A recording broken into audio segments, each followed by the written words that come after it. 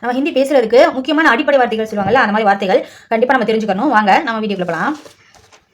இங்கே, இதர், யஹா, இதை இதர்னு சொல்லலாம், யஹா அப்படின்னு சொல்லலாம்.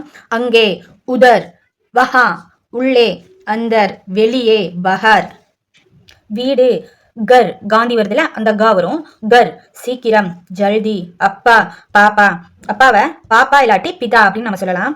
அம்மா, மா. மகன், பேட்டா, மகள், பேட்டி. நிமிடம், மினட், கொஞ்சம். தோடா, குச், சகோதரர், பாய், அண்ணன், பையா.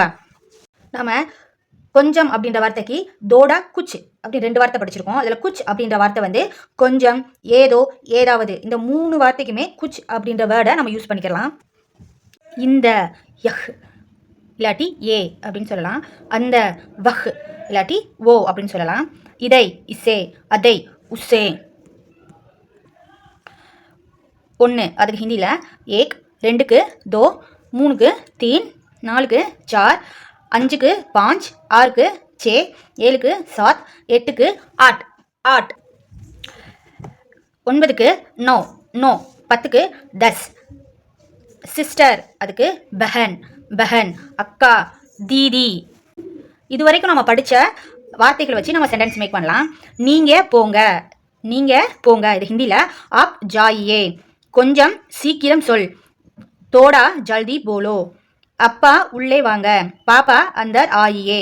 மகளே ஒரு பூரி சாப்பிடு, பேட்டி எக் பூரி காவோ. அக்கா தோசை சாப்பிடுங்க, தீதி தோசை காயே. பொதுவாக ஹிந்தியில் வெர்பை மாற்றுறதுக்கு ஓ சேர்ப்போம், இல்லாட்டி இஏ சேர்ப்போம், ஆர்டர் அண்ட் ரெக்யூஸ்டாக மாற்றுறதுக்கு. ஆனால் ஒரு சில வார்த்தைகள் வந்து அப்படி சேர்க்க முடியாது. ஏன்னா அப்படி சேர்த்தோம்னா அதுக்கு வந்து பொருள் இருக்காது. உதாரணத்துக்கு போல் அப்படின்றத நம்ம ஆர்டராக சொல்லும்போது போலோ அப்படின்னும், ரெக்வெஸ்ட்டாக சொல்லும்போது போலியே அப்படின்னு சொல்லுவோம் ஈஏ சேர்த்து. ஆனால் லே அப்படின்ற வார்த்தை கூட ஈஏ சேர்த்தோம்னா அது பொருள் இருக்காது. லேயே அப்படின்ட்டு வரும், பொருள் இருக்காது. அதனால லேயே அப்படின்ற வார்த்தை லீஜியே அப்படின்னு பொருள் மாறும். இது மட்டும் இல்லை, இதோட தே, கர், பி இந்த 4 வார்த்தைகளும் ஆர்டரா சொல்லும் போது மாறும், ரெக்வெஸ்டா சொல்லும் போது மாறும். லே அப்படின்னா எடு, இதை ஆர்டரா சொல்லும் பொழுது லேலோ அப்படின்னும், ரெக்வெஸ்டா சொல்லும் போது லீஜியே அப்படின்னும் மாறும். தே அப்படின்னா கொடு, இதை ஆர்டரா சொல்லும் போது தேதோ, ரெக்வெஸ்டா சொல்லும் போது தீஜியே. செய், செய்னா கர், இது ஆர்டரா சொல்லும்போது கரோ, ரெக்வெஸ்டா சொல்லும்போது கீஜியே. இது குடி அப்படின்னா ஹிந்தியில் பி நம்ம ஆல்ரெடி படிச்சிருக்கோம். இது ஆர்டரா சொல்லும்போது பியோ, ரெக்வெஸ்டா சொல்லும்போது பிஜிஏ அப்படின்னு மாறுது. உதாரணத்துக்கு நம்ம நல்ல க்ளோஸாக இருக்கிறவங்ககிட்டையும் ஃப்ரெண்ட்டையும் சாய் பியோ அப்படின்னு சொல்லும்போது டீ குடி அப்படின்னு சொல்கிறோம். இது நம்ம பெரியவங்கள்ட்ட மரியாதையாக சொல்லும்போது சாய் பிஜிஏ, டீ குடிங்க அப்படின்னு சொல்கிறோம். அவங்கள வந்து நம்ம சாய் பியோ அப்படின்னு சொல்ல முடியாது, சரியா? அதே போல் கலர் தேதோ, கலர் கொடு.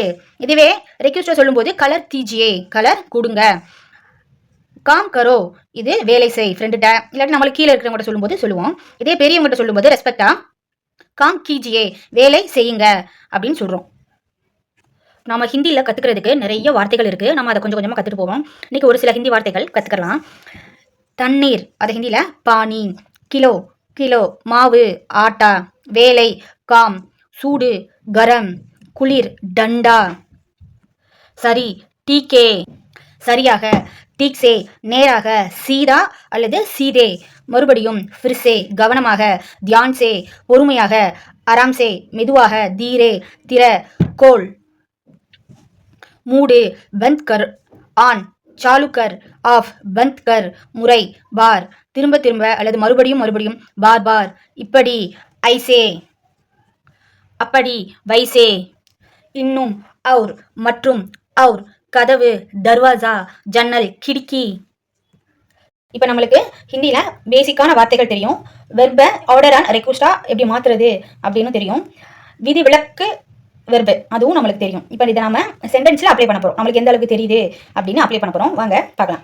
இந்த வேலை செய்யுங்க, இதை ஹிந்தியில் ஆப் ஏக் காம் கீஜியே, சுடு தண்ணி குடிங்க, கரம் பானி பீஜியே, டீ எடுத்துக்கோங்க, சாய் லீஜியே. 5 கிலோ மைதா கொடு, 5 கிலோ மைதா தேதோ. மறுபடி இந்த வேலை செய்யுங்க, ஃபிர்சே ஏக் காம் கீஜியே.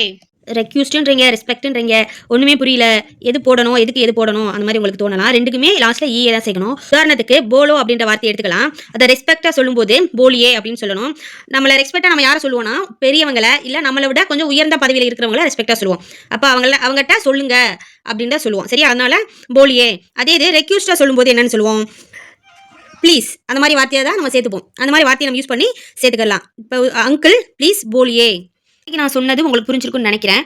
நான் இப்போ ஒரு சில வார்த்தைகள் கொடுக்குறேன், அதை உங்களால் சொல்ல முடியுதா அப்படின்னு பாருங்க. நீ டிவி பாரு, ராமு தண்ணீர் கொண்டு வா, கதவை திற, ஒரு புத்தகம் கொடுங்க, ஜூஸ் குடிங்க. இந்த வார்த்தைகளை உங்களால் சொல்ல முடியுதான்னு பாருங்க. உங்களால் சொல்ல முடிஞ்சுன்னா கமெண்ட்டில் கமெண்ட் பண்ணுங்கள். இந்த வீடியோ உங்களுக்கு பிடிச்சிருந்துச்சுன்னா லைக் பண்ணுங்கள். உங்கள் ஃப்ரெண்டுக்கும் இந்த வீடியோ யூஸ் ஆகும்னு நினச்சிங்கன்னா ஷேர் பண்ணுங்கள். மறக்காமல் சப்ஸ்கிரைப் பண்ணுங்கள். தேங்க்ஸ் ஃபார் வாட்சிங்.